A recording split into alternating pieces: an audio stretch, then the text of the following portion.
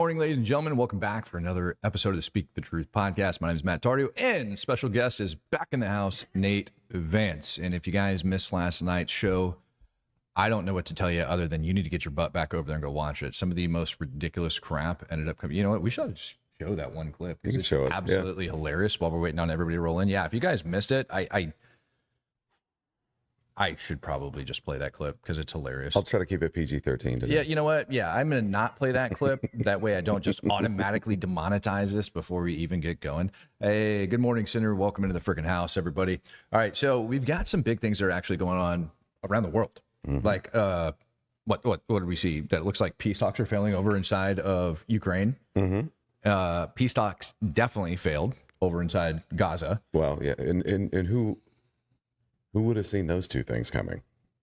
You know what I mean? Like, it's almost like you'd have to be able to predict the future to see that, like, the jihadists wouldn't release the hostages they took after massacring 1,200 of their people, and the Russians wouldn't want to give up any territory that they illegally took from Ukraine. Yeah, it's not like it's a surprise, but I think it's interesting because it's the progression of things that we've been kind of talking about. Well, yeah, and it's those things too, where it's like, you know, like. You just know, like, if you understand Russia and you understand the Russian mentality, you know they're not giving up that terrain. And if it's not happening, yeah, right. It's the same thing with the jihadists, and it's the same thing with Iran, right? Like, if you understand these people, you know what is and isn't going to work. Yeah, and what's not going to work with Iran is a peaceful negotiation. Yeah, you're not going to charm them into doing something they don't want to do. Right. Yo, Mr. Marine, ever been to 29 Palms? It's my home town. I know how much you Marines love that base. Yes, unfortunately, I have been to the stumps. I was going to say, I heard it's got a couple stumps. Yeah, yeah, 29 stumps to be exact. Yeah, 29 stumps. Yes, sir, I have. Yeah. I think your use of the word love is inappropriate. Yeah, and that's your hometown. I'm really sorry. Yeah, I'm really sorry, Salty Stew. That's something you should have just told us when you first.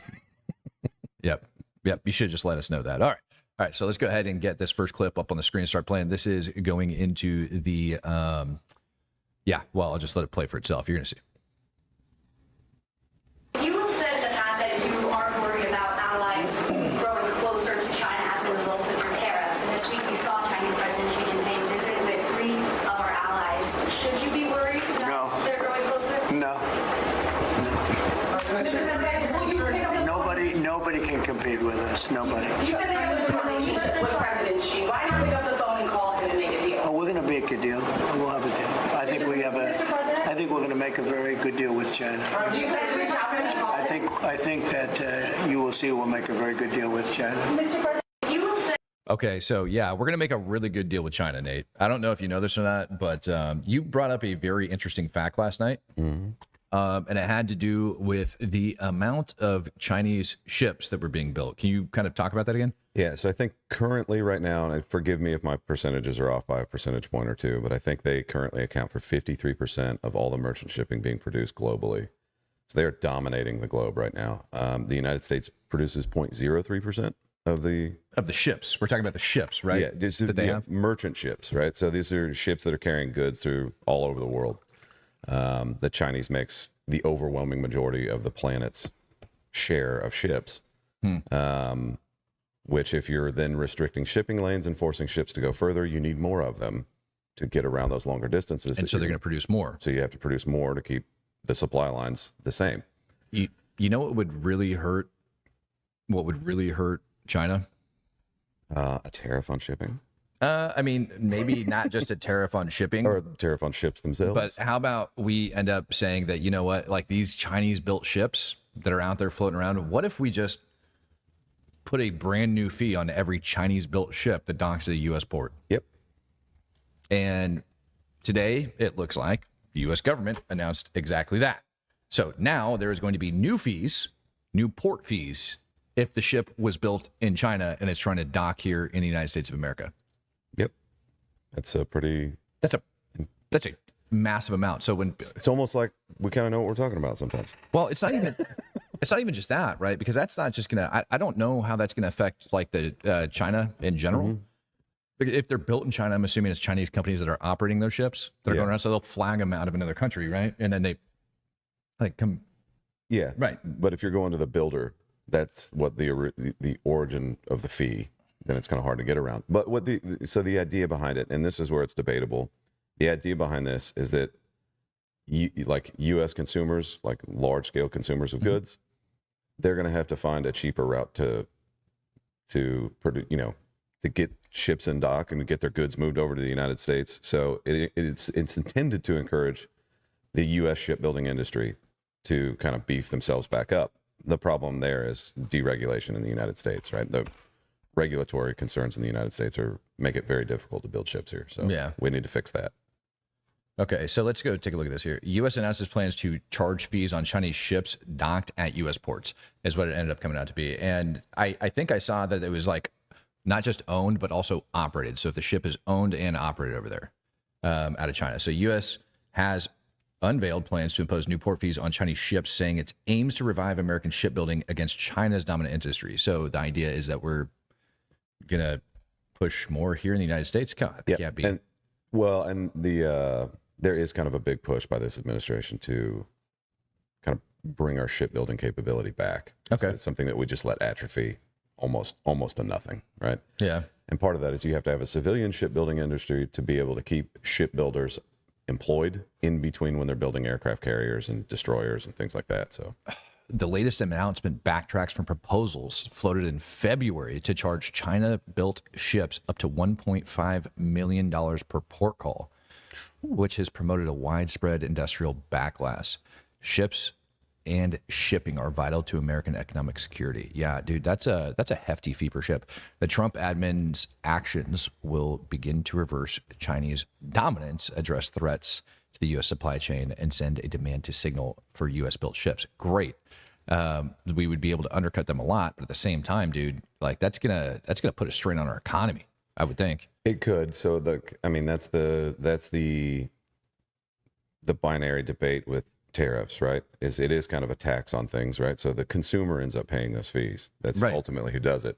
So to the consumer, it just makes Chinese goods look less appealing. So if you go a different route, even like let's say Australians, right? Like, well, they don't have a huge shipping industry, but if you were able to get, instead of chartering a Chinese shipping company, you send that money to the Chinese. They don't have to pay that fee, and then the U.S. consumer doesn't feel it. But the problem is the Chinese shipping industry dominates so much of it. It's going to be almost impossible to like replace all of that. God, man. So, but the intent is that it's short term, and that it encourages U.S. shipbuilders to start making more ships. So hopefully it comes back around. Yeah, and I think the thing with the tariffs, I mean, this is again, I don't think Trump ever intends for these things to be long term in place. No. It's to get the Chinese to play ball, right? Well, yeah, like how many more cards do we have up our sleeve? Yeah, he's using that as the stick part of the carrot and the stick debate. And he's saying, look, we can come up with a completely fair free trade deal where you're not stealing our IP all the time and being assholes. Or I can hit you over the head with 500% tariffs or 5 million % tariffs or whatever the hell he's, kind of ridiculous tariffs. We'll see what happens. Schedule he's doing, yeah. Well, I mean, tariffs are already bad enough, like over on China. Like that is going to have a pretty big deal. But the ships, 1.5 million per, if that's like the upside figure or whatever they go to, it's going to have a big deal here. Thoughts on the possible U.S. DRC mineral deal in exchange for potential U.S. military support to help quell their conflicts. Like DRC is in a Democratic Republic of the Congo, in exchange for potential U.S. military support. Well, yeah, I mean, DRC's had a lot of problems over the years, and I actually didn't even know that there's a possibility right now that we were looking into that. Did you hear about this? Nope, nothing. If that's the Congo, no, I didn't. I mean, the Congo's been a shithole for a very long period of time, and it's like the DRC has been having a lot of problems. Like, one, you've got like all the internal fighting that's taking place. Joseph Kony was running around like the DRC forever, if I remember right. Like DRC. Like, I'm sorry, I still have morning brain. Coffee hasn't kicked in yet, but that, I mean, it would help. And I think it's not bad either, because right now, you know what countries are over there trying to operate all of those mineral deals? China and Russia. And so not only does it help quell the violence, because there's a lot of like people complain about genocide inside of like Ukraine, they complain about genocide inside Israel, the Middle East. Yeah, Africa's been dealing with that for a long time. Africa's bad. Yeah. And I actually haven't even looked into the DRC issues in quite a while, but I know like Nate and I were just talking about it last night about Joseph Kony over there and some of the stuff that he was doing actually years ago.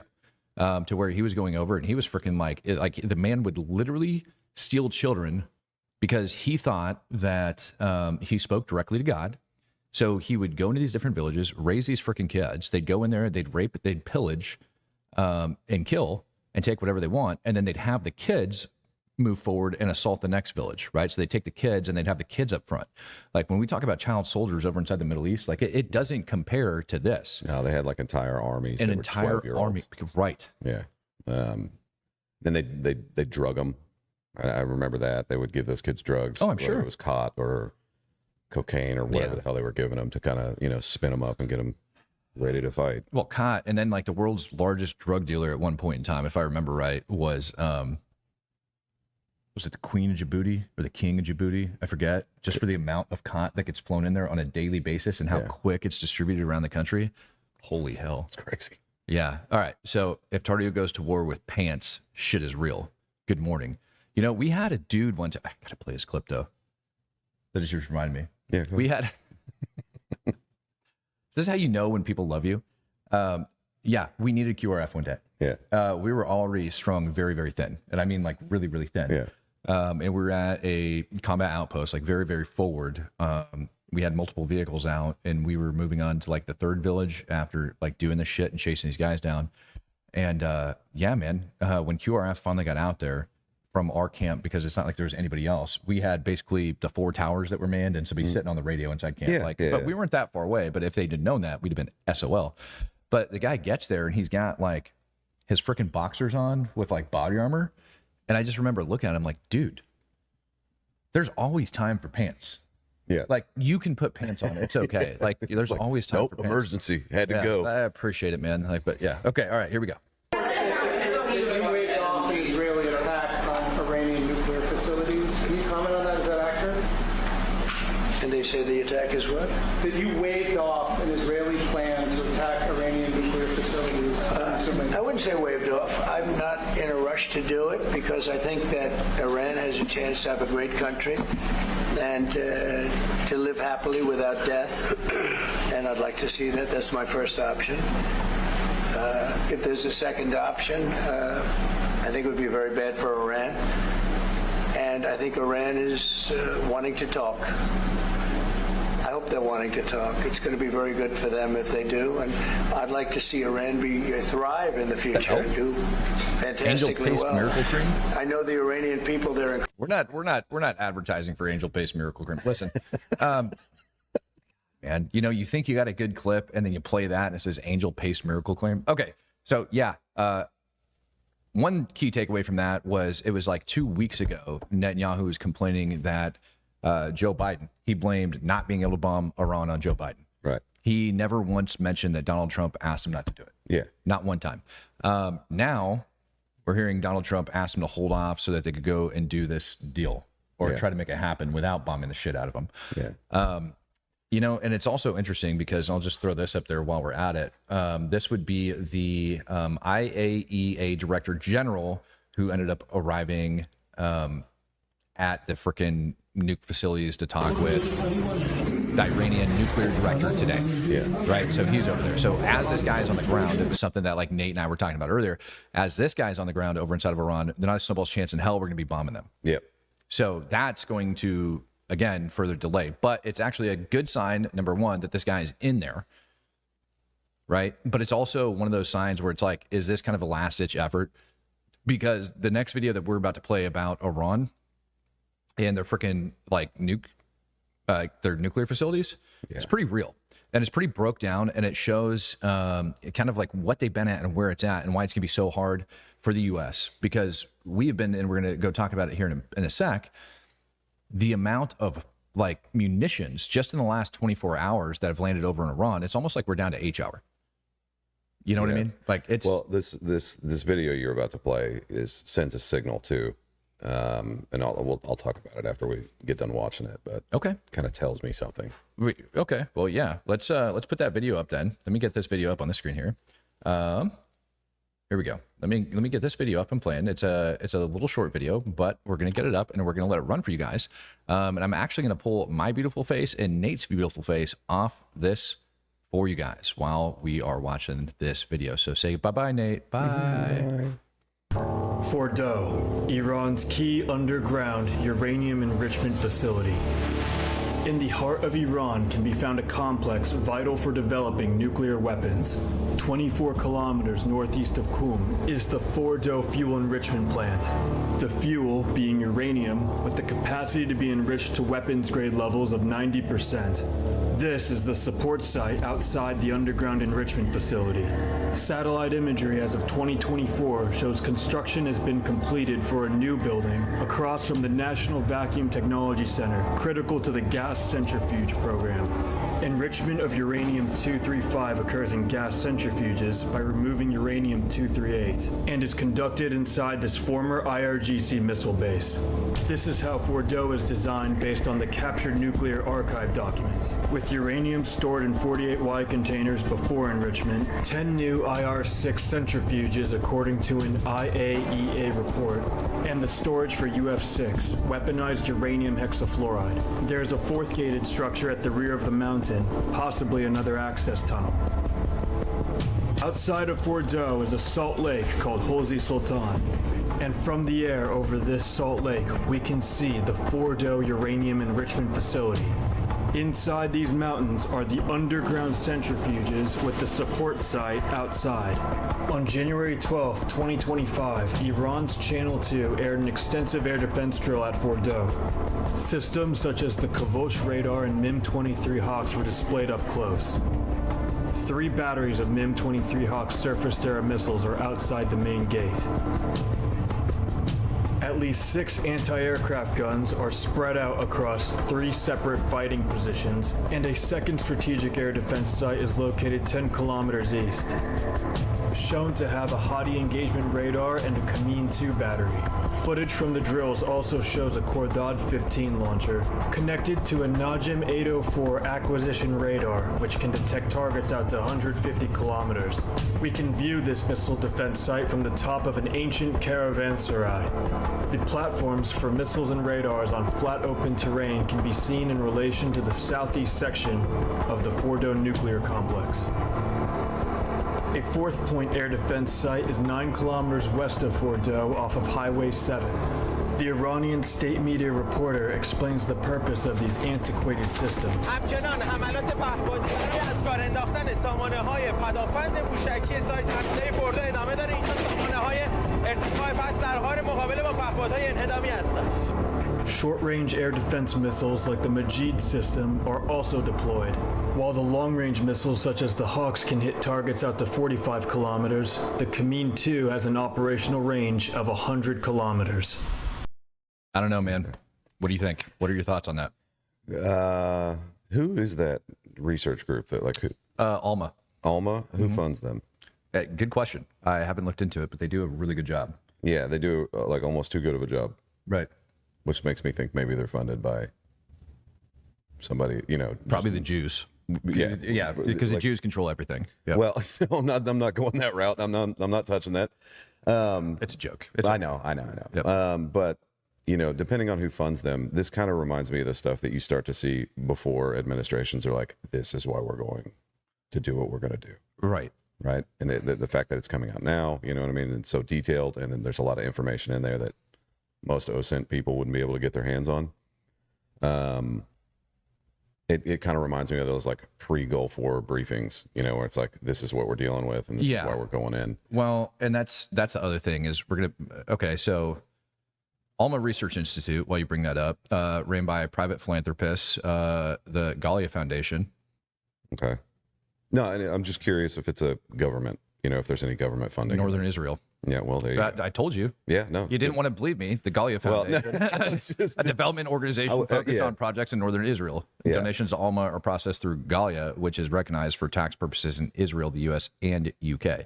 It's a 501c3. Alma relies on this network to fund its research and educational initiatives. Yeah, and we know full well that governments use charity organizations to do stuff like that. Well, sure. Yeah, it's led by Lieutenant Colonel, retired, looks like, Suryat Zevi, a former IDF intelligence officer. No, there we go. Yeah, Okay, it makes so sense. I was absolutely correct when I said the Yeah, Jews. yeah, good call. Yeah. Good guess. I was But like, they run everything. Yeah. but you know, the information's correct, but it does look like one of those pre-war, hey, this is why we're gonna start yeah. dropping warheads on foreheads kind of a briefing.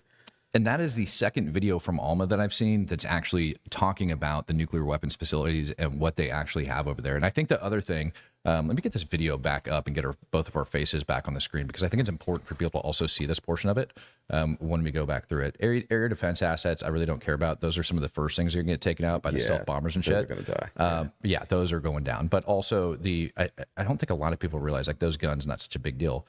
Where'd it go when they're showing the freaking Salt Lakes? Give me a sec here. So here's Fordo, right? And we were talking about some of the munitions and stuff yesterday that have potentially been moved over into Europe, particularly like a new nuclear bunker buster. Yep. That has a low yield of 0.3 kilotons, which then transfers over to like 0.3 kilotons, which then transfers to like 75 kilotons worth of like ground shock. Yeah. So that ground shock is actually scientifically referred to as liquefaction. Okay. So if you hit Earth with enough force, like if a meteor hits, the solid Earth actually starts to behave like a fluid. So if you have like really heavy concrete structures in that soil and you're able to produce that liquefaction kind of a process, then they basically just collapse and crumble under their own weight. And that liquid fluid kind of a like behavior of the soil is momentary, but it's enough for that weight to just break everything apart and kind of crumble it. Yeah. So that's what they're doing. They're basically turning Earth into water momentarily and then collapsing those bunkers under their own weight. How do you feel about the Hurt Citizen comment here that says 11 Bravo here, we play like that, dude? This administration is cucking to Iran. I disagree. I think they are. I think both sides. I think both the Iranians and the Americans kind of realize that negotiations probably aren't going to work, and they're a little bit using them as a stalling tactic. Because what you're seeing from the administration is continued negotiations, but also continued moving of things into the region, which means they're proceeding with something on the backside.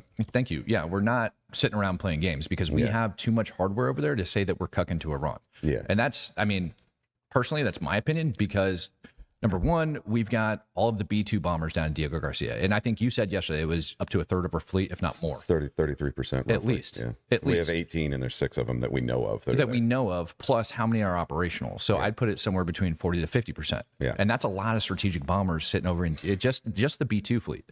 And there's supposed to be B-1s down there as well. Yeah. All right, throwing that out there. And then we have F-18 squadron that got moved over into Jordan. If we were cucking to Iran, we'd send them a plane full of cash and tell them, please don't build nuclear weapons. There was an administration that did that. That's cucking to Iran. Yeah, there was a particular administration on their what was it? It was his last day in office, wasn't it? I don't know. I think it was Obama's last day in office when they ended up flying the suitcase full of cash into Iran, or the it was like dip flight. Yeah, it was like a cargo plane full of cash. Yeah, it was a shitload of cash up over into Iran. So that's cooking to Iran, right? Yeah. Like trying to buy them off and trying to do those things. Yeah. And What do you think bought weapons for the Houthis? Well, and that money. And what that does is that shows weakness. That's the other thing. Like when you're doing things like that, that's weakness, and Iranians don't accept that, and it's not respected at all. So when you're telling Iran, hey, please don't build nuclear weapons, they're like, how about you just send us another suitcase full of cash? That's what it gets. It's like negotiating with these hostages over inside of Gaza. Yeah. If you do that, it's going to be a problem, right? But what I wanted to point out was these freaking mountains that they're built in.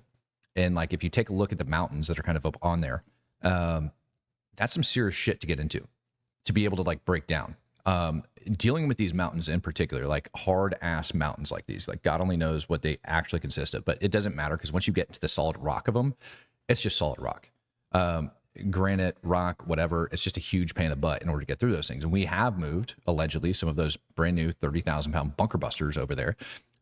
And we've talked about the ability and like how far they can penetrate, et cetera, et cetera. And you essentially need to get these things like in a row. So as you're going in, like you basically like blasting a hole and then a bomb in a hole and then a bomb in a hole and a bomb in a hole in order to get down. That's the conventional bunker busters. That's what was their solution, is to like penetrating deeper, was basically just tailgating each other into the like blast followed by a blast followed by a blast followed by a blast. Now you can do that. You can do that, and the B2s are going to be capable of doing shit like that. Yeah, right. But I think the B2s can carry 2 of those things. I was going to say, I think their payload is like for a B2 is like 50,000. Yeah, somewhere in that vicinity.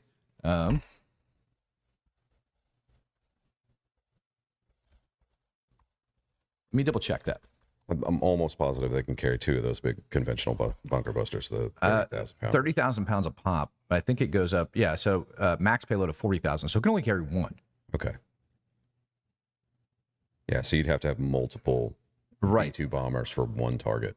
Just for one in That order to also make it pulls in happen. a lot of those stealth assets to somewhere where they know you're going to be. Correct. And even that, like the brand new, I think it's the B-21 is the new stealth bomber. If I Yeah, remember it. its payload's less, but it's much more capable in terms of like electronic warfare. And stuff. Sure. And I don't think we're too worried about that. So maybe you'd have like a B-21 going in and knocking out specific targets. But when you start talking about just a B-2 only being capable of carrying one of those, I mean, Yeah, 30,000 pounds. So 30,000 it's almost pounds like for it was B-21. designed specifically to. Wait, now that what that also says, which is about half of the B-2 Spirit's 60,000 pound capacity. okay. So you'd be lucky though to get those 260 because now you're talking about like fuel plus freaking Yeah, like, then you'd have to have tankers following you around, which kind of gives away. which we have a buttload of. we do that but are over they're there right not now. stealthy, Correct. so you can't hide the movement Right. if they're So having to link it up with also, tankers. so here's the other thing though about the B1 and the B2. They're both nuclear capable. And so that, when you start thinking about that, you can fit 1 to 2 of these munitions max on there and the amount of actual sites that they have.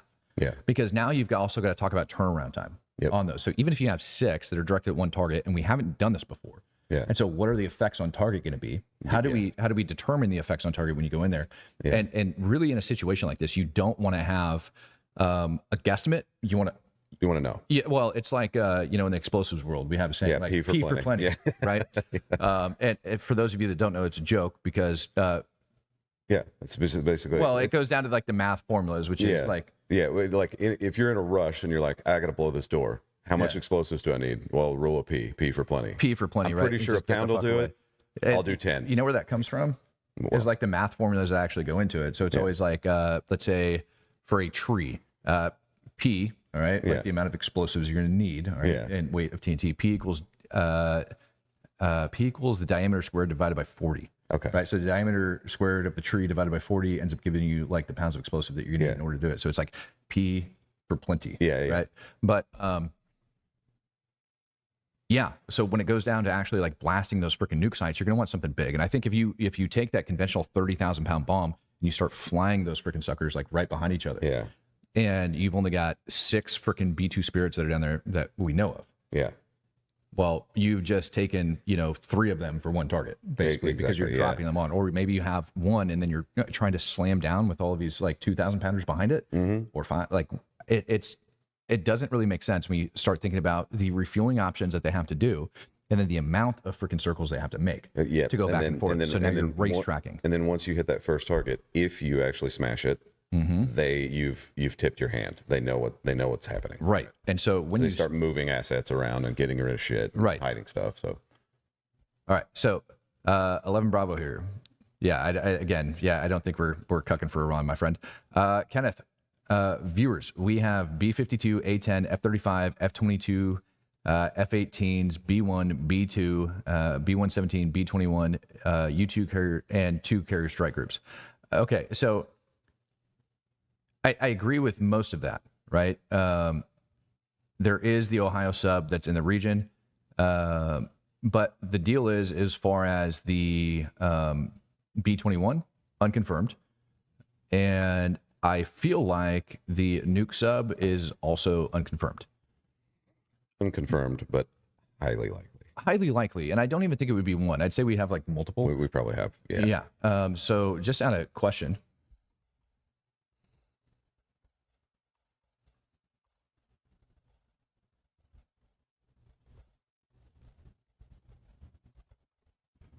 Because I'm curious to see it. How many nuclear capable subs are in the U.S. Navy? I'm not sure. I haven't looked into this for a while. Pretty sure we have quite a few, and we never announce where those suckers are at or where they're going.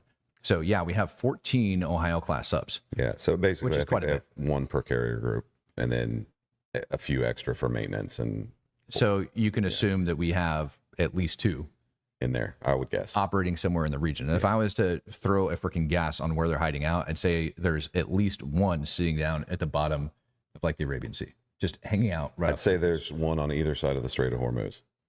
Yeah, That's I think that's fair. I think that's a fair statement, right? Yeah, I mean, it's just a guess. I'm not a naval commander. It's not like my thing. Well, I mean, dude, But it makes sense that you'd have both of those. You'd have inside and outside, and you kind of control that choke point, and not let them screw it. not to let anything get through it. Yeah, and I guess we should show for those that. Well, okay, let's finish this off, and then we'll go talk about that because there's a buttload, like that viewer just so eloquently commented the amount of stuff over there. But right, so now we're going to get back into like that new adjusted, all right, variable yield nuclear munition. I had talked about this the other day. Let me go grab this and get this graph up on the screen so that you guys are able to see it. But it's got a lot of freaking potential inside of it. And it looked like from the United States, talked about this last week, it looked like from the United States, we were moving new nuclear munitions over into Europe. And I had sat around and I'd been like, why are we stalling this out for so long? Why are we taking our time doing all of this? And when you start thinking about that, right, when you start going, okay, well, we're going to be lucky to have this many, rounds of strikes on target. Yeah. And then you guys think as well, the first round of strikes likely needs to start going over, all the different sites. But you can also go, okay, well, we're going to have fast movers, we're going to have F-35s, we're going to have all of this shit overhead. Those will be taking care of all those ADA assets. Yep. Right. So those go and knock it out. We're also going to have like specific planes in the air. They're going to do radar jamming and shit like that are moving with them as they go in. But once the bombers go in, now you're going to have basically like a random delay from when the big bombs go off versus when the little bombs are going off. Yeah. Because the fast movers, I think, go up to can they go above 2,000 pounders? Did it carry? I think capacity? I think they can on some of the. No, I don't think so. I think it starts getting weird if you do that, because if you have them on wing hard points and you drop one super heavy bomb, then the plane's lopsided and it's not good. I forgot about this. This is absolutely not real, but I just thought it was hilarious to be able to put out. So, Military Assistance Command Group Studies and Observation, Vietnam. So Tim Waltz was wearing that SF hat, for those of you guys that don't know, last year, and it set off a lot of freaking people's alarms going, why is Tim Waltz carrying it? And I decided to Photoshop the crap out of this. This is not real. I'm throwing it out there. This is not a real document. Tim Waltz was not in MACV-SOG, but he's wearing an SF hat, so I at least wanted to give him some sort of an ID card that would allow him to wear it. It's pretty funny. Yeah, anyway, sorry. That's actually somebody's dad actually was in MACV-SOG, and it recently had came out that he had it. Here we go. All right, so let me get this up for you guys, because this is really interesting to me, and I ended up talking about this last week, but it's very relevant to what we're talking about right now.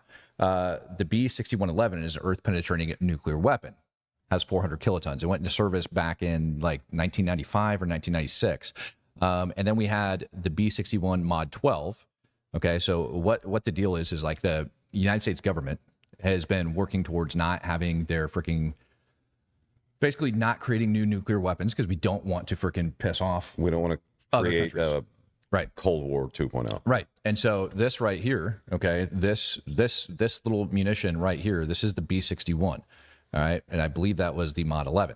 And all it is the same basic freaking bomb, same type of shit, but we're just adjusting the freaking warhead on it. Yep. And so the Mod 12, all right, is a variable yield nuclear bunker buster. It goes 0.3 kilotons, 1.5 kilotons, 10, and 50 kilotons. All right, now here's the crazy part when we get down into it. I put all the meat and potatoes on this, and this is all coming from this flight that ended up getting spotted last week, all right, rotating around, heading up over into Europe. And what's interesting about it is where it actually ended up landing at. It happens to be the site in the U.S. that deploys brand new nuclear weapons. Now, the B-61, it only penetrates a few meters into the earth, which is kind of cool, right? But even on the low yield, right, the 400 kiloton one was absolutely ridiculous that we had. It only penetrated a couple meters into the earth, but it ended up generating that shock that you talked about up to 10 megatons. Yeah. Which is insane. Yeah. So I think what he's saying, just for people watching, is it would be the same thing as air bursting a 10 megaton bomb over the top of that target. Correct. But with significantly less yield and significantly less fallout and significantly less collateral damage. Right. And so this sucker ended up going into service this year. Now, we're not going to announce that it's in service. Yeah. But when you look at those other targets that are over there and the amount of time that we've kind of delayed, it is possible that we rush getting that sucker up over there. Yeah. And see, that's a major difference, right? So you take the other bunker busters, the conventional ones, that's on the bottom of an F-15. Correct. So that turns all of our legacy fighter aircraft into potential bunker busters instead of just B-2s. All of our nuclear capable freaking Anything that can carry aircraft. any nuke can Right. carry that. so That's- F-35s are more than capable of carrying this. Yeah, that's terrifying for the enemy. If you're underground, you're like, Jesus Christ. they're Well, I flying mean, if around you with really these think things. about it, at this point, now we don't need the B-21s. Now we don't need the Well, freaking you use them to take out B-2s. their eyes. Correct. And then so which you clears load the way for your legacy aircraft to go in there and just do whatever they want. Right. House, you know. So then you can take your freaking like B2s, and I think you can fit on the B2 like 3,500 pound bombs. Jesus. If I remember it's- right, Yeah, like- the B1s are even more, right? The B1s carry like 80 of them. It's crazy.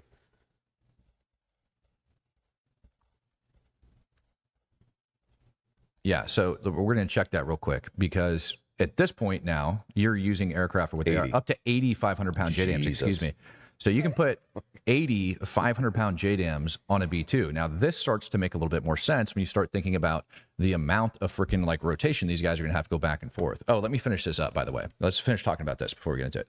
So here, then you get into it, and you've got like what actually takes place. And this article actually does a really good job breaking down. It's the Federation of American Scientists that talk about how all of this works. And yeah, you basically take that yield of that one that we just showed, that variable yield one, all right, and it essentially translates to a 750 kiloton explosion versus up to 1,250 kilotons. So you have the variable yield nuclear warhead that goes from 0.3 kilotons up to 50 kilotons, and you end up being able to get out of that sucker. I'm sorry. Yeah, and you end up being able to get out of that sucker up to 1,250 kiloton worth of a freaking explosion on the target, if that makes sense, like the ground shock that you were talking about. And so if we're loading that stuff onto the F-35s, if we're loading that stuff onto any of the aircraft that are nuclear capable, we can take those B-21s that have, get this back up, because I actually think this is a very viable option, because you got to remember, you know, people are like, I don't think he'd do this as like a first try option. And I kind of disagree because of the threat that we're up against. You got to understand, we're up against a nuclear threat. Yeah, you got to take it out. We're first, up against a nuclear like really threat. quick before they mobilize it. Right. So being that we're up against a nuclear threat, and it is very possible, we did have people come out and say that pretty much right now Iran can have nuclear weapons. And when you look at the frickin' terrain that you're dealing with and where all these guys are going to be staged at and being down. So if they're all the way down here in Diego Garcia, right, and you've got these B-21s, you're going to want to make their flights worth a shit. You want to make them like actually worth it. And so flying your frickin' B-21 filled with a bunch of 500 pounders in which you're going to be able to take out a bunch of their ADA sites with, right, and just slam them with these 500 pounders. Get all your freaking like B2s loaded down with all your 500 pounders. Yeah, Just, all of your air defense, all of their air defense, and all of their C2. right. And you blind them and make them dumb. Right. So now let's go. What is 6 times 8 equals? My brain's not working this morning. 480. 480. Yeah, 480 potential targets with one sortie of those B-2 bombers. So I think your brain and mine are not on the same. I'm thinking, yeah, 86, 480. 480. Thanks. Yep. It's morning, man. Math for Marines. My brain's, yeah. I did the course. It's scary. They let me play with explosives. Yeah. So 480 potential targets. That's a lot. That's a lot of 72 virgins. Right? With just one freaking That's one rotation sortie, through. yeah. With just one sortie of all of those freaking B2s going over. So almost 500 targets worth coming out of there. Now, interesting enough, now you have 500 targets that you can end up taking out with these suckers. Yeah. And then you have your nuclear capable stealth fighters that go in with those freaking bunker busters. Yeah, and I think one thing that people don't understand too is like our aircraft and their ability to like turn and burn and resupply and get up in the air again. Although there is a delay between sorties, we can yeet these things out significantly faster than we can ship them across the Pacific. So you have to make sure that you have like way more than enough. Like when we're talking about P for plenty, you want to make sure you have way more than enough ordnance in the region before you start the shooting. Oh, yeah. Well, You know, so where you're not having to rely on the speed of resupply ships to get there. Correct. To keep the pace up. correct. And I think that's where we're getting at there. Like we're over there, we're stockpiling munitions. We have all the freaking like munitions that have just been on constant rotation. All the lift aircraft going in and out of the Middle East down to Diego Garcia has been absolutely insane. Over the last 24 hours, let me see. I got this like little freaking info up here. Give me one sec. We've had 9 lift aircraft landing in Israel over the last 24 hours. And rumor is they've been loaded down with nothing but bunker busters. It's a lot of bunker busters. Right. And so we're just accounting for the U.S. aircraft, not mentioning Israeli aircraft. And it's interesting because that clip we played before we started all of this, which was Netanyahu stating Trump told him to back off Yeah. and wait. And I think that's the diplomacy portion of it. But I also think that's Trump listening to people that say, hey, look, man, We gotta get everything in place. correct. Like, we're not ready yet. Let us Yeah. So help yeah. you. So when we do it, it's decisive, not just a pinprick. Well, it's not just going to be decisive. It's going to be disabling.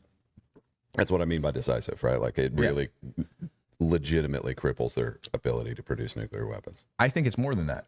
Yeah, well, I think it's more than that. Army alerts coming in, giving out 10 Speak the Truth memberships. I think it's going to be more than just doing that. And I say that for a reason, right? Like, because you look at it, right? So Iran's issue isn't just the fact that they're now a nuclear capable. I mean, you have to allege at this point, or you have to at least assume that they are.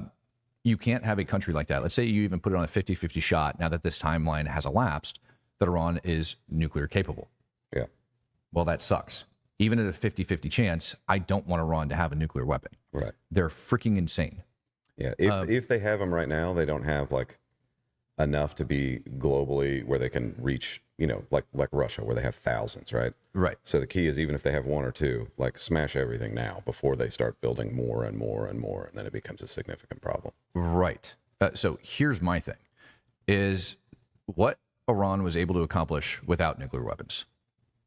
What Iran was able to accomplish without nukes is freaking insane. They managed to, back up Hezbollah over inside of Lebanon, which is not a brand new problem for Israel, but they ended up funding the largest non-state terror organization in the world. Yep. That's a problem.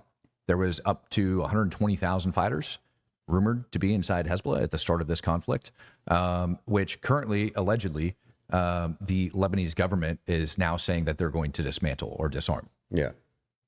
Right. Sure. Okay. Sure. Yeah. Yeah. Okay. So there's that problem. Okay. Then over inside of Iraq, you also have Kataib Hezbollah that is also being funded by Iran. You have the PIJ, Hamas, and frickin' all sorts of other like Palestinian organizational nut jobs that have been giving Israel a hard time this entire time, funded by Iran. Right. We go down to Yemen. And we say down here inside Yemen, they've able to shut 80% of the merchant traffic off inside of the Red Sea. Yeah. People don't realize the financial implication of that for, across the globe. Right. How much that screws with economies. Right. But all of that is because of Iran. Yep. Right. Like none of that would be happening if it wasn't for Iran. And so when we talk about like what they're actually doing over there and why it's such a huge deal, that's exactly why. So we don't want Iran to be running the frickin' Middle East the way they've been doing it. It's kind of a problem. And if they're the that they've been first doing it that way. nuclear armed country in the Middle East, that they would be, right? Well, again, the potential of them being an actually nuclear armed country over inside of the Middle East, the biggest problem that I see for that is this is what they did without nukes. Yeah. Right? Yeah. That's everything that they've done without nukes in a nutshell. That's not even like everything, but that's a good freaking chunk of what they've done without nukes. If you look at geographically the area of influence they have, like it's not that far different from like Alexander the Great. You know what I mean? Right. It's not that far off. They're missing Egypt and Afghanistan, but they do kind of exert some influence over Afghanistan. Sure. But it's that's controlling a significant portion of the globe. Yeah, and to me, that's a big issue. Is like all of the stuff that they're able to control, and so I think us moving those strategic assets over to the region and taking care of this, it's not just going to be making sure we get rid of their nuclear capability at this point, because if any portion of that government's left into control, Matt, is your ads back on aggressive? I really hope not. I go check it right now. It is. Wow. I'm sorry. Sneaky. I didn't do that. I saved it. I don't know why it's doing that again. Seriously apologize for that, ladies and gentlemen. I hate that. It's a weird setting on the backside, and I don't know why it's doing that, but I'll try to solve that. So I apologize, ladies and gentlemen, for that. That's not my intent because everything gets demonetized anyways. Kind of says, in case you missed the super chat, Ohio subs will not be reported publicly. They are classified. Correct. Well, 100%. Yeah. And that's exactly what we were talking about is they are going to, they're not going to get freaking shown. Yeah. And that's why we're saying we would assume they're there, but we don't know for sure. But they're. I mean, I'm as sure as I can possibly be without seeing them. I did not realize all these super chats that came through. Fox McCloud says Tim Walz was the one who handed Tim Kennedy the bag full of hand grenades. That's okay. Fox McCloud also says hilarious. Tim Walz stacked Zapper. He had like cordwood. I'm not sure. Oh, I know what he said. He stacked like heads with zippers on them, like cordwood. Oh, okay. I got That's yeah, I see it now. Tooth chickens. I don't see this being a 10-minute in and out adventure. No, we're talking about like a week plus operation. Yeah, minimum, I think. Yeah. Probably longer than that. Yep. And so Tooth Chicken also says, as an individual apathetic to foreign intervention, please justify beyond the World War I Defense Pact argument. Yeah, I mean, this is very, very clear here. And we don't even have to go into that. We just have to go nuclear capable of Iran that has already stated that they're going to kill us. So it is a basic self-defense. Yeah, like if somebody has a gun in their pocket and they're like, I'm going to pull this gun out and kill you, I'm not waiting for you to get the gun out of your pocket. If you reach your hand, if you start reaching towards that pocket, I'm blasting you in the face. Correct. If you know somebody has a gun, and you do not have to wait, and I try to tell people this shit all the time, you don't have to wait to hit somebody. No. You don't have to wait All they to have get to do is hit in show order to hit. intent. Correct. Right? And they've basically stated we're going to just shown. nuke So Israel. they've shown the intent. Well, one, they've stated it. Yeah. And so the intent exists because they show it. Yeah. Or excuse, like, yeah. like literally in self-defense, they have to have intent and the ability. So if I call you from across the country and say, I don't like you, you can't then call out a hit on me No, because I can't it get doesn't to work you that and way. hurt you. Right. But if you I'm have right in the front of ability you to do and it, I have a gun in my pocket, Correct. then and I show the intent, then you don't have to wait. right. You And just so if we've been stacking intelligence on all of that, and they've openly stated it, that's a problem. BBG came in gifting out 5 Speak the Truth memberships. Really appreciate you, BBG. I feel like I also forgot to mention the other ones that came in before that. Army Lurs came in gifting out 10 before that. Do you think the strikes on Iran are getting delayed because it has a change to affect the talks with Ukraine and Russia since Russia signed that defense agreement? maybe. That is a portion of it, but I also don't think Russia is currently in a position to debate with F-22s Nope. at all, No. right? And if Russia was to try to do anything with us about that, it would end up being an issue. Russia has no ability to intervene kinetically at Right. all. No. And while we're on, the talks of the nuclear subs and where they're hidden and where you're not going to find them, if you don't think there's one chilling at the bottom of the Black Sea, you are probably dead ass wrong, right? Right now, as we're getting ready to go in and do all this, chances of the United States government having some of those Ohio class subs chilling inside the Black Sea is extremely high as we look at doing this. And you bet your freaking butthole Putin's aware of this. Yeah. Kenneth says Russia and North Korea have not said a peep about Iran or to Iran. They do not want to get involved. Correct. Yeah, they don't want that smoke either. Because you got to also understand, if Putin does FA with this, the amount of hell that would rain down on him for interdicting, for lack of better terms, would not be pretty. No. And the other thing too is I don't think Putin actually wants Iran to have nukes. No, that's something And- that it's the only thing the U.S. and the Soviets ever agreed upon was that we wanted to be the only two kids on the block with this capability, right? Right. And they especially don't want Islamic extremists having them. Correct. They've got their own Islamic extremist issues inside Russia, so they kind of know what the threat is with that. And the other thing, when you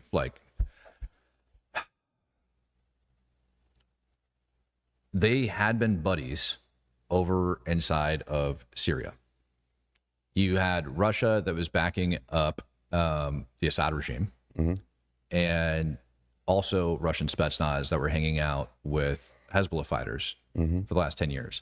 Russia weapons over inside of Lebanon and Syria, air bases, Wagner, all sorts of other idiots that were hanging out over inside of Syria as this massive civil war was taking on. So on that aspect, they agreed. But when it goes down to the broader picture of Iran having nuclear weapons, not so much, because once they become a nuclear state, now they don't have to pretend to play games. If you think that they were just right, so they can be friends or they can be frenemies over inside of Syria because they have mutual interests that aligns. Yeah, and I mean, you understand like how especially like the really hardline Islamists, right? They'll work with you as long as it's beneficial to them. Correct. But once they don't need you anymore, they're going to do whatever they Then it want. doesn't matter. And then, and in an Iran with nuclear weapons is going to be bad. rough to handle. They're rough to handle when they don't have them. So Yeah, let's go ahead and get this up and playing, because I think while we're talking about Russia, maybe this will be the last clip that we end up playing for the day. While we're talking about freaking Russia, how about this one? Well, I'm not going to tell you what the framework says, because when you start negotiating these things through the media and so forth, they fall apart.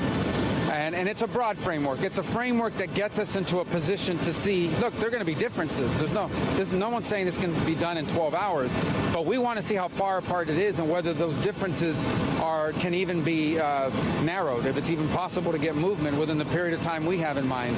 And so we've talked about outlines of both sides. I thought we had positive meetings yesterday. Obviously, the Ukrainians have to go back home. They have to run it by their president. They have to take into account, their views on all of this, and we hope to hear back from them very soon. But we need to figure out here now, within a matter of days, whether this is doable in the short term. Because if it's not, then I think we're just going to move on. Well, I'm not going to tell. So, do you think it's weird right now? Because I love it. The question that I just got presented about whether or not Russia is going to be, pissed off if we do this. But now listen to the Secretary of State, Marco Rubio, and what he's saying that they need to figure out in a matter of days on this subject matter, whether or not these peace talks are going to go through. yeah, for Russia and peace talks in Ukraine, it's basically, excuse the language, but shit or get off the pot time. Right? And they're calling their bluff at this point. They're just sick of them stalling. Yeah. Just Patrick Loudon that ended up bringing that up. Yeah, and good. So, it's a great question. We were actually talking about it before the podcast. Well, and the other big deal, and I've mentioned it before, is let's say Iran does agree to disarm itself. Who verifies that? Yep. Because the IAEA, it's not their job. Yeah. They go in there and they check on stuff and then they report it to the UN, which is worthless, especially inside of Iran. The UN has no teeth. So, there's only a few countries that have scientists that are capable of determining whether or not these nuclear programs are effectively disabled. These things through the media and Unfortunately, one of them is Russia. So you have to take into consideration that the Iranians are not going to allow the United States, they're not going to allow U.S. inspectors to come in and look around. Which was what I believe it was Netanyahu said was part of the deal, which was the U.S. is going to go in and do it. They're not going to agree to that ever. That's part of the negotiation, though. You start off with high hopes like that, right? You high bid at first, and then you whittle it down. So you got to think that somewhere in the administration, they're like, who's going to go in there and check? And there's only a few countries that can do it. Maybe the Chinese. We're not going to let them go. They'd probably sell them stuff. No. They won't let the French, the British, or the Americans go in there. So really the only kind of viable country left over to do the inspections would be Russia. Now, if America's getting to the point where they're like, screw Russia, we're not willing to negotiate with them anymore, that tells me what their plans are with Iran. Yeah, I think they're related. I don't think you're wrong on that. Like when you actually think about it and you look at it, I don't think you're wrong on that. I don't know of another country that Iran would allow to go in there that the U.S. would quasi have any sort of trust in. I don't even think we would trust Russia if they went in and said, hey, Iran's good, because they're fucking friends right now. Kind of. But I think that the Russians legitimately don't want them to have nuclear weapons, right? So that's why there might be some level of trust between the U.S. and Russian inspectors, is that the Russians legitimately do not want these Islamic extremists having nukes. Sure.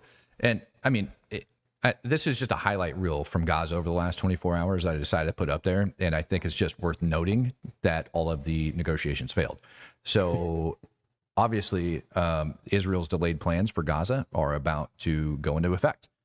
So you're going to start seeing here in the next week, stay tuned, should be here within the next week, you should see Israel ramp up attacks over inside Gaza and actually go on the offensive. And that's going to be really interesting within itself, because now we're going to have, and again, when you start thinking about all of the cards and all of the pieces being in line, Israel went into Gaza, but they haven't done any major assaults. Why is Iran so pissed off? Why are we in the situation where we're at right now? Because the Palestinians decided to go conduct jihad inside Israel a year and a half ago. And so now we're in the position where all the cards are aligning for either a best case or worst case scenario.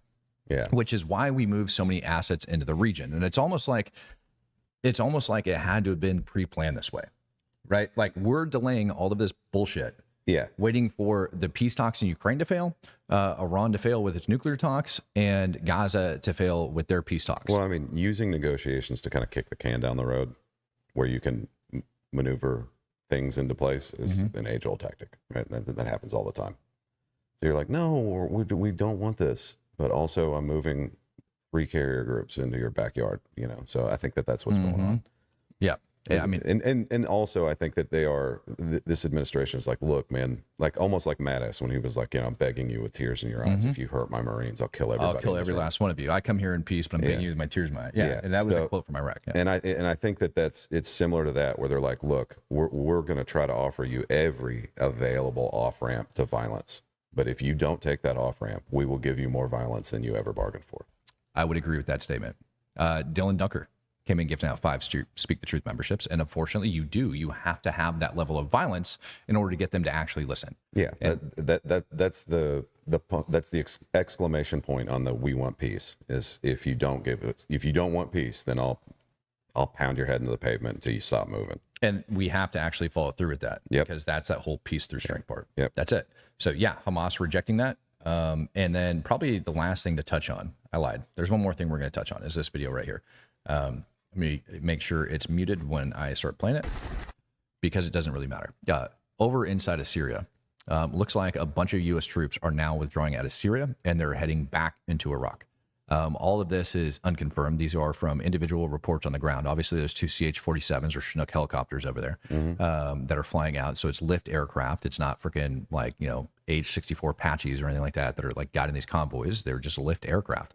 But you also have like a lot of logistical vehicles that are moving over. And I know what you guys are thinking. Those are flatbed Haji trucks. Well, correct. That's how we end up moving our shit over there. Yeah. A lot of people don't realize you just charter them. Yeah. Correct. A lot of people don't realize that once you get to these locations, we actually are not using military transport. We're just using like local movers to go and do that shit. Obviously, we'll provide security and things like that because we don't want our vehicles and all that crap to get stolen. Dude, wild, just interesting historical fact. The start of the Afghan war, throughout the Afghan war, what was their number one source of income? Do you know? Poppy. That's what a lot of people think. And at the beginning of the Afghan war, poppy was their number one source of income. Do you know what it ended up being after we moved the big army in over there? No. They would go because we ended up moving all of our supplies up over through Pakistan and then would ship things on ground across so they became like a logistical. And so as all of our stuff was going over there, and you ask any U.S. troop on the ground, like we ended up having to take out of the 55-gallon drums and shit like that, we would end up having to take like the bottom of the freaking pumps. Like you remember the old hand crank pumps or any of the pumps? We basically end up cutting those freaking tubes short because all the water would end up settling on the bottom. So as they were going through, they were stealing fuel and they were stealing fuel and everything like that as they were going through. So no bullshit. Stolen U.S. military goods became the number one source of income for the Taliban. That's pretty funny. That's insane, though. It's insane, yeah. But that's just how much, that's how much waste and fraud, waste, and abuse goes on. Well, it's not even fraud, waste, and abuse. It's the price to do business. Yeah, well, yeah. Like you're going to get shit stolen. Yeah. It's a price to do business.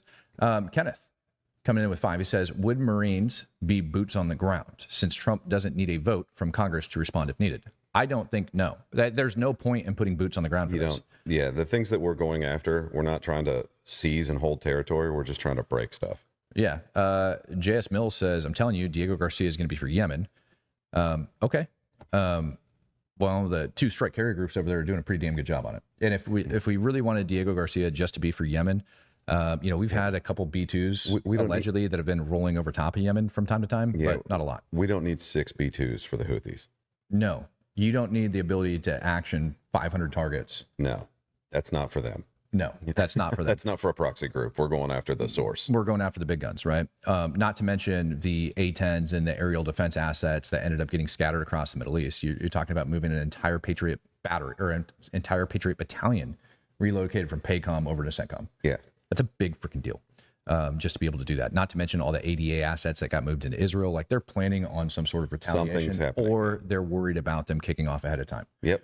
And so I think Diego Garcia is there. And I think it's staged for a reason. I think we're going to have plenty of nuclear class submarines. I think this is actually going to be bigger than a lot of people are expecting. Yeah. But then the sad part is I don't even think the vast majority of Americans are tracking what the hell's going on over there. I really don't. No, they don't know. They don't know.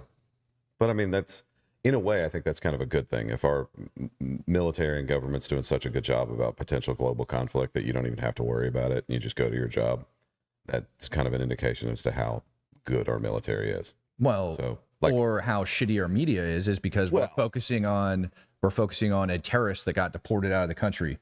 Well, that's We're true, yeah. focusing on Yeah. a black kid that stabbed a white kid in Frisco, Texas, and trying to make it about race. We're focused Well, on, and I think it's just bullshit. I think our media too. Well, obviously they're very, very political, right? They're very leaning one direction, but also I just think that most of those people don't have any concept of what all of this means, right? When you say 6 B-2 bombers in one place to anybody, any troop, you're like, Jesus Christ, what are we mad at? Right. You know what I mean? Like somebody's in trouble. You know? Yeah. No, I had. So for the ISIS-K fight, we requested another Moab, and it got denied. And the reason for denial we won't talk about, but we ended up getting a couple B-2s in return. Yeah. Like they And- got to get those pilots up in the air periodically. And They gave us 2, Yeah. and so we'd have, and having 2 B-2s dedicated to your mission. yeah. Holy shit. The capabilities those things bring is insane. I've got a picture from like my Haji phone of like that fucker up overhead. Like, Yeah. this is insane. I love these things, man. Just dedicated to you. And the amount of scunion those things bring is insane. It's like, are they empty yet? Like, Yeah. there's no way they like have more. 8,500 pounders. That's ridiculous. Like, and for people that haven't been around a 500-pound bomb going They're off not near you, that cool. they're not like super dramatic, but that is not a little explosion. But you right? also Like, have to understand that they have the capability of releasing so many of them at a time. Yeah, like and just when you taking up a watch them, swath of just territory. freaking yes, yeah, like an entire mountain ridge gone. yeah, You know what I mean? Like it's insane. yeah. But I mean, like for most people whose like explosive experience is maybe a pound of tannerite, a Right. 500-pound bomb is like, oh, that's different. Yeah, but it's got less than 50% freaking like explosive Still capacity inside still, of a 500 pounder. It's a big boom. It's you know? a big boom. Yeah, it's a big boom. Yeah, dude. you It's- feel it. You know what I mean? You do, depending on how close you are. You feel Yeah. it. But yeah, no, when you have all of those go out, that's what's insane. And I think that is what we actually talked about today. And I'm not going to be surprised if it actually happens, because of when you actually start thinking about what it would take to get into those mountains to start knocking those sites out. Yeah. I wouldn't be surprised if we saw those low yield nuclear weapons that actually get used. I wouldn't be shocked. I mean, they're not moving them over there because they didn't build them because we they're never don't gonna know use that them. they moved them over there, but it Yeah. kind of looks that way. But you also don't build those things if you have zero intention of using them. And this is kind of a pretty good use case. You got Right. an underground nuclear facility. That's what it's for. Right. And so it's people that are saying it'll never be a first strike option. I'm going to tend to disagree with you on this one. I have to get going because I have an interview that I got to take care of. So we're going to sign off. Yep. Closing thoughts for the show. Closing thoughts. We kept it PG-13. I'm proud of myself that I made it this long without saying something I'm inappropriate. proud of you too, man. I'm really proud of you too. Like that. If you guys missed last night's, I'm not going to air it. Go watch the last. Just if you do anything with your life, go watch the last 5 minutes of last night's episode. Just do it. Just go watch the last 5 minutes. Your head's gonna explode. It's freaking hilarious. I was inappropriate. We goose. He started it. All right. Peace, love.